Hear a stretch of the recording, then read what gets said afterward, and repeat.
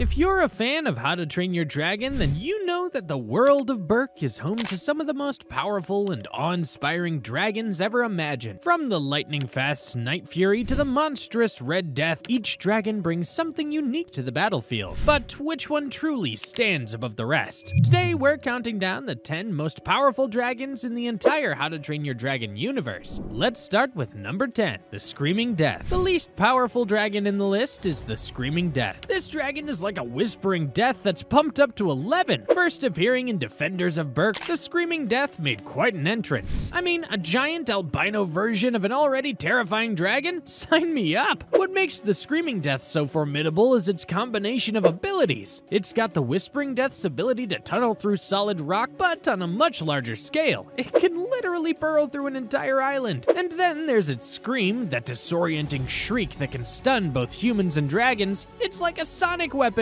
But what I find really interesting about the Screaming Death is its intelligence and memory. Remember how it recognized Hiccup and the riders even after a long time? And the way it was searching for its mother? It shows that even this seemingly mindless destruction machine has complex emotions and motivations. The Screaming Death's character arc across the series is actually pretty amazing. It goes from this unstoppable force of destruction to an ally of sorts. It really showcases the How to Train Your Dragon theme of understanding and coexistence. Number 9, the Dragos Bewilderbeast. Next up, this massive dragon introduced in How to Train Your Dragon 2 is a perfect example of how even the most powerful creatures can be twisted by cruelty and abuse. The Bewilderbeast is already an incredibly powerful dragon. It's enormous, can breathe ice instead of fire, and has the ability to control other dragons with its mind. But in the hands of someone like Drago Bloodfist, it becomes a weapon of mass destruction. What really gets me about Dragos Bewilderbeast is the contrast between it and Volka's Wildebeest. They're the same species, but they couldn't be more different. Volka's is this benevolent protector creating a safe haven for dragons. Dragos is a conqueror, forced to subjugate other dragons against its will. The battle between the two Bewilderbeasts is one of the most epic scenes in the entire franchise. It's like watching two kaiju go at it, but with the added complexity of their ability to control other dragons. The way they create and destroy massive ice structures during their fight is just mind-blowing. But what really breaks my heart is the look in Dragos Bewilderbeast's eyes. There's this sadness there, like it knows what it's doing is wrong, but it can't stop. It drives home the message that there are no bad dragons, just bad people who misuse them. Number 8, the Fireworm Queen. 8th on the list, first appearing in Race to Fireworm Island, the Fireworm Queen quickly established herself as one of the most unique and powerful dragons in the series. I mean, this dragon can heat up her skin to temperatures hotter than lava.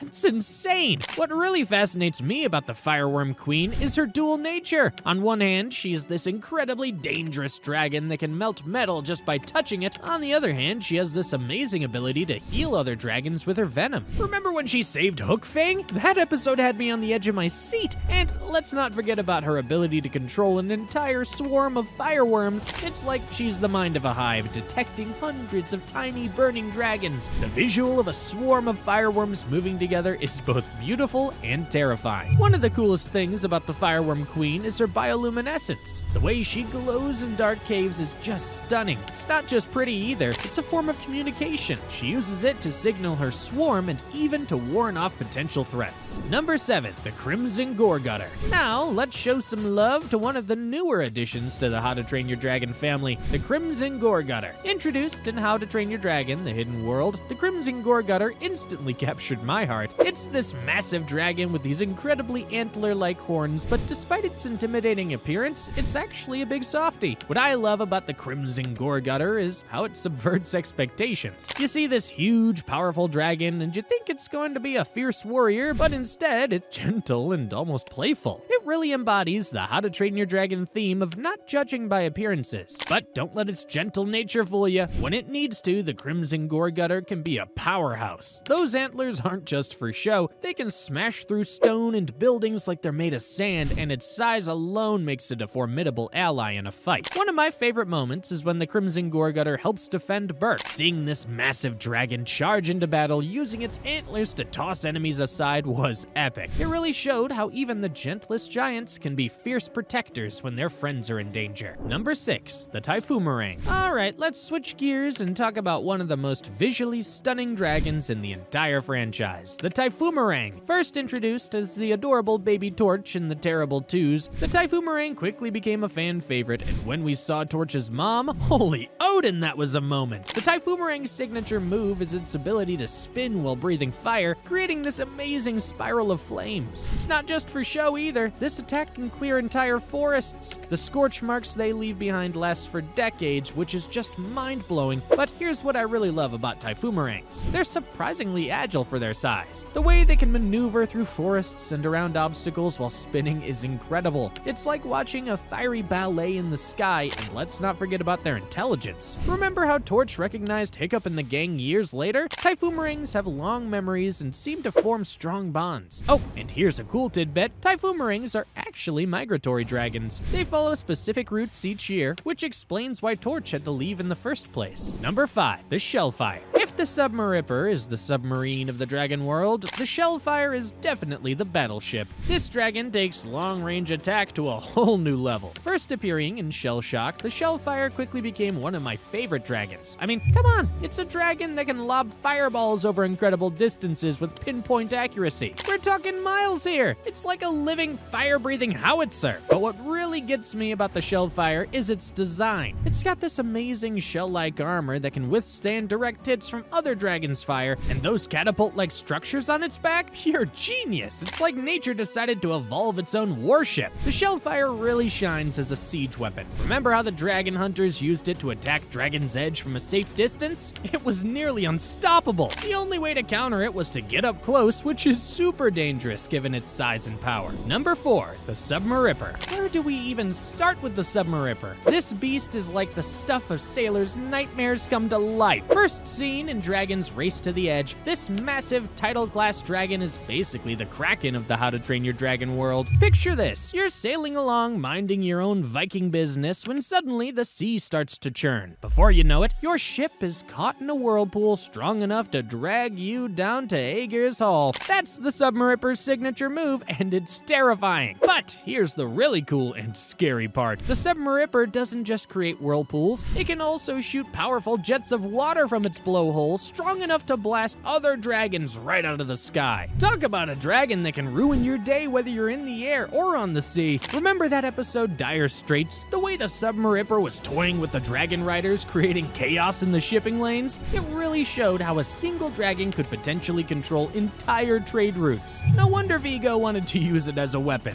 Let's talk about its design for a sec. Those massive jaws lined with teeth, perfect for crushing ship hulls like they're made of paper? The Submaripper is basically a perfect fusion of a whale and a dragon built for underwater domination. Number 3, the Red Death. Speaking of big dragons, we can't forget about the Red Death. This thing is like the final boss of a video game that you are not prepared for. It's got armor for days, can swallow Vikings whole, yikes, and its fire breath, forget about it. Remember that scene where it's chasing Hiccup and Toothless through the sea stacks? The way those huge rock formations were just crumbling as the Red Death plowed through them? That's when you really get a sense of its insane size and power. It's like a mountain decided to grow wings and breathe fire. But it's not just about raw power with the Red Death. This dragon's got some tricks up its scaly sleeve. For one, it's got 6 eyes. 6! That's like 360-degree vision right there. Good luck trying to sneak up on this bad boy. And those eyes aren't just for show, they're incredibly keen. Remember how quickly it spotted Hiccup and Toothless in the clouds? That's some serious visual acuity. The Red Death really represents everything the Vikings feared about the dragons before Hiccup changed their perspective. It's huge, terrifying, seemingly unstoppable, and utterly alien in its behavior, but its defeat also marks a turning point in the story. It shows that even the most fearsome dragon can be overcome with courage, intelligence, and teamwork. Number 2, the Bewilderbeasts. Now let's talk about the absolute units of the dragon world, the Bewilderbeasts. These guys are like the Professor X of dragons, but with ice powers. Imagine you're just a regular old dragon minding your own business when suddenly this massive ice-breathing behemoth shows up and is like, you work for me now. That's the Bewilderbeast for you. We see 2 of these bad boys in the second movie, and holy Odin's beard, their battle is epic. They're creating and destroying entire ice structures like it's nothing, and let's not forget, these dragons can control other dragons with their minds. Talk about OP. see, but what really gets me is how gentle they can be despite their size. Vulca's Bewilderbeast created this amazing sanctuary for dragons. It's like, yeah, I could conquer the world, but I'd rather make a nice home for my dragon buddies. And finally, number 1, the Night Fury. Let's finish things off with the absolute GOAT of How to Train Your Dragon dragons. Last but not least, the Night Fury. I mean, come on, Toothless is basically the face of the franchise for a reason. These guys are like the stealth bombers of the dragon world. The Night Fury, with Toothless as its prime example, stands at the pinnacle of dragon power and rarity in the How to Train Your Dragon universe. Often referred to as the unholy offspring of lightning and death itself in Viking lore, the Night Fury embodies a perfect blend of speed, stealth, and firepower. You can't see him, you can't hear him, and then bam! Plasma blast right to the face! But here's the thing that makes Night Furies truly epic. They're wicked smart, like scary smart. Remember how quickly Toothless figured out Hiccup's tail fin designs? Or how he can understand complex situations and even mimic human expressions? That's not just good animation, that's straight up dragon genius right there. And don't even get me started on their speed. Breaking the sound barrier? Check. Pulling off impossible aerial maneuvers? Double check. That scene in the first movie where Hiccup and Toothless are weaving through those sea stacks? I must have rewatched that 100 times trying to figure out how they didn't crash. But you know what's really cool about Night Furies? They might be the last of their kind. Can you imagine being Hiccup and realizing you're not just training a dragon, but potentially saving an entire species? Mind-blowing stuff. And there you have it, the 10 most powerful dragons from How to Train Your Dragon. From fierce alphas to unstoppable forces of nature, these creatures have left their mark not only on Berk, but in the hearts of fans around the world. Which dragon is your favorite? Do you agree with our ranking, or do you think another dragon deserves the top spot? Let us know in the comments below. See ya! Bye!